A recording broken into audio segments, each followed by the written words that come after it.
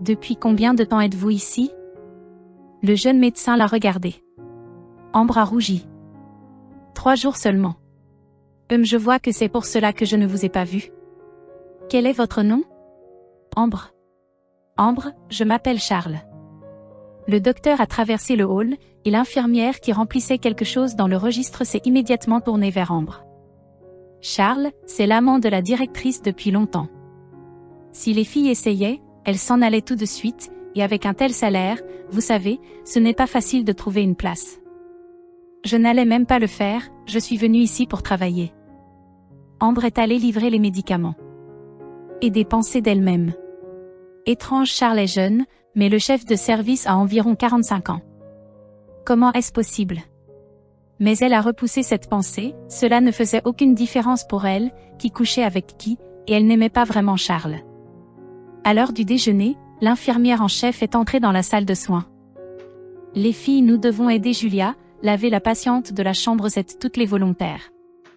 Tout le monde s'est précipité en même temps. Quelqu'un était dans son dos essayant de trouver quelque chose, dans celui-ci quelqu'un a soudainement voulu du café, et a commencé à le faire. La patiente de la chambre 7 ou plutôt, la patiente pesait 150 kg, elle avait un peu de chicane, le caractère avait une voix forte, et les 2 jambes étaient cassées. Elle devait être lavée directement sur le lit, donc l'infirmière Julia n'était pas en mesure de la manipuler physiquement. La patiente n'avait pas de parents mais elle avait de l'argent qui lui permettait de recevoir un traitement dans une clinique privée en général. La femme était une figure très flamboyante. Elle ne permettait à personne d'entrer sauf son adjoint. La patiente avait quelques affaires florissantes, et elle ne voulait tout simplement pas que quelqu'un la voie dans un tel état. Les médecins le savaient et disaient même qu'elle s'était cassé les jambes en achetant un super traîné avec lequel elle voulait perdre du poids. En général, personne ne savait rien de sûr, mais tout le monde savait que la femme n'était pas si simple et si mystérieuse, tout le monde savait qu'il valait mieux ne pas discuter avec elle. Ambre se leva. Laissez-moi vous aider, ce n'est pas un problème pour moi. De plus, c'est l'heure de la sieste, alors pourquoi s'asseoir? Autour de l'infirmière plus âgée la regarda. Par-dessus ses lunettes, les autres parlaient, se déplaçaient et revenaient immédiatement de leur bouchon. Merci Ambre, l'infirmière Julia est déjà dans la chambre, vous pouvez y aller. Ambre se dirigea vers la chambre d'où, derrière la porte de laquelle on pouvait déjà entendre des jurons, se trouvait la patiente, toujours mécontente de tout. Elle resta silencieuse un moment en jetant un coup d'œil à Ambre, apparemment la petite fille lui avait causé une nouvelle vague d'indignation. Ne pouviez-vous pas trouver quelqu'un de plus pertinent? Ambre essayait de ne pas envenimer la situation. Vous ne me trouvez pas très forte, grommela la patiente qui ne s'était pas calmée. Elle est très forte, je suppose. 1 heure plus tard, la patiente est sortie, étrangement, elle s'est bien comportée et l'infirmière Julia a même dit, après Ambre, tu as dû lui faire cet effet. Elle riait et Ambre se demandait ce qu'elle voyait là, dans la rue, devant la fenêtre, une vieille dame mal habillée ne pouvait pas marcher sur le trottoir. Il y avait une légère pente à cet endroit, et la pluie d'hier s'était transformée en glace nue aujourd'hui. La vieille dame faisait un pas, commençait à glisser et à tomber. Apparemment, tout cela durait depuis longtemps car il y avait beaucoup de gens à la fenêtre. Charles s'est soudain exclamé, nous devons parier sur le nombre d'essais qu'il faudra encore faire. Les jeunes infirmières ont ri et Ambre était horrifiée. Qu'est-ce que vous faites? C'est une personne âgée. Je n'arrive pas à y croire, vous feriez mieux de l'aider. Tout le monde l'a regardé avec étonnement, et finalement Charles a dit, maintenant, laissons tous et courons aider une sans-abri. Les infirmières ont ri d'Ambre ouvertement, tout comme elles ont ri de la vieille femme. Avant de l'aider, Charles a regardé Ambre, avec un sourire, vas-y, vas-y. Les infirmières ont ri à nouveau, Ambre s'est retournée et s'est précipitée vers la sortie, elle pouvait voir par la fenêtre que tout le quartier la regardait, mais la jeune fille s'en fichait. Elle a couru vers la vieille femme. J'ai vraiment besoin d'y aller et je ne peux pas passer, j'ai mal aux jambes et aux mains. Tout est là et je n'arrive pas à passer, Ambre aida doucement sa grand-mère à se relever. Tu ne peux pas marcher d'un seul coup, restons d'abord debout, prenons l'équilibre. Ok, comme tu veux, je n'ai pas mis les bonnes chaussures, je pensais qu'il ferait chaud, mais tu vois comment ça s'est passé. La vieille femme a semblé se calmer, et Ambre a dit maintenant marchez prudemment, et arrêtez-vous de nouveau, n'ayez pas peur, je vous tiens. Elles ont traversé l'endroit difficile en 15 minutes toutes, pendant qu'Ambre remarquait qu'il y avait moins de collègues à la fenêtre. « Travaillez-vous là aussi la vieille femme ?» a fait un signe de tête à la fenêtre.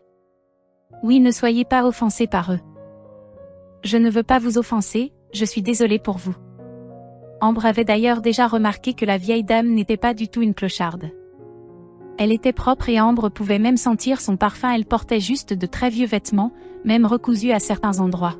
« Avez-vous un endroit où aller ?» dit-elle en riant. « Fille, bien sûr que oui, et je n'habite pas loin d'ici. »« Eh bien, bonne chance à vous et je vais y aller, maintenant parce que je viens d'arriver. »« Merci beaucoup. » Ambre a couru vers l'hôpital, et la vieille femme l'a suivie des yeux, puis a jeté un coup d'œil par la fenêtre.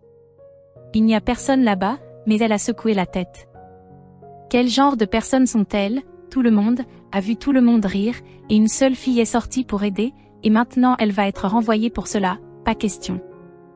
Elle avait manifestement décidé quelque chose, pour elle-même et a marché rapidement, cependant, elle n'est pas rentrée chez elle, et est allée à un beau bureau qui se tenait presque directement derrière l'hôpital. « Maman, qu'est-ce qui t'arrive ?» William, le chef d'une petite mais très rentable entreprise, regarda la vieille femme avec surprise.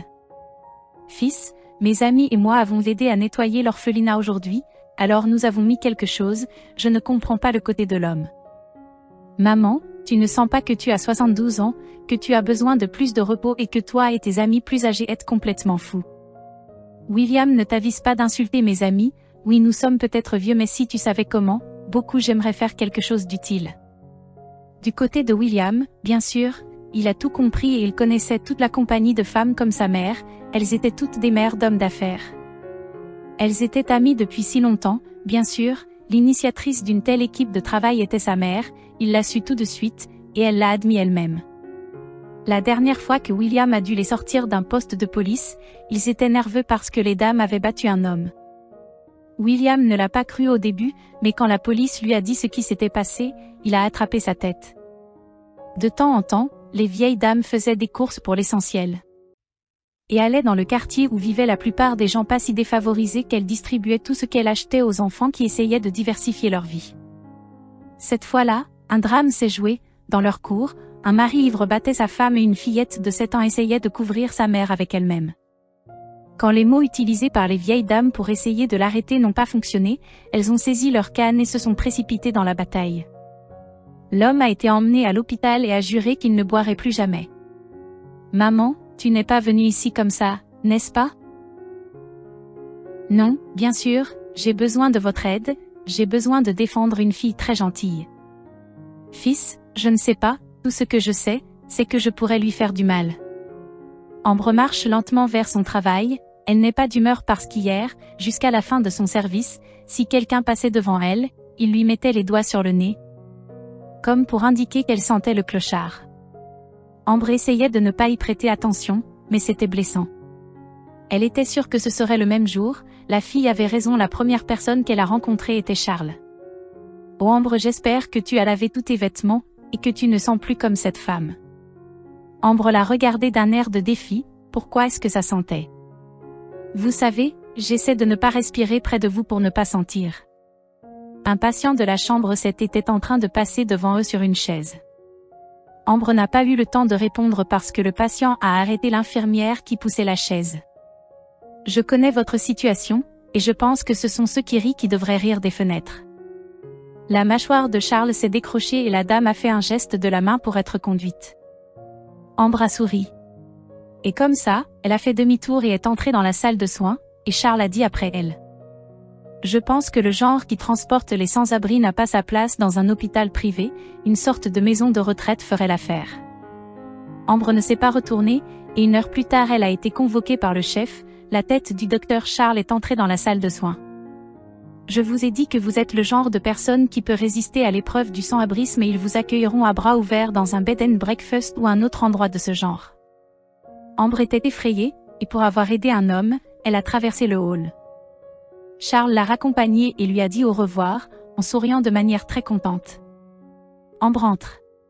Elle n'avait vu le médecin-chef de l'hôpital qu'une seule fois, alors ses genoux tremblaient. Il n'était pas seul, il y avait un jeune homme.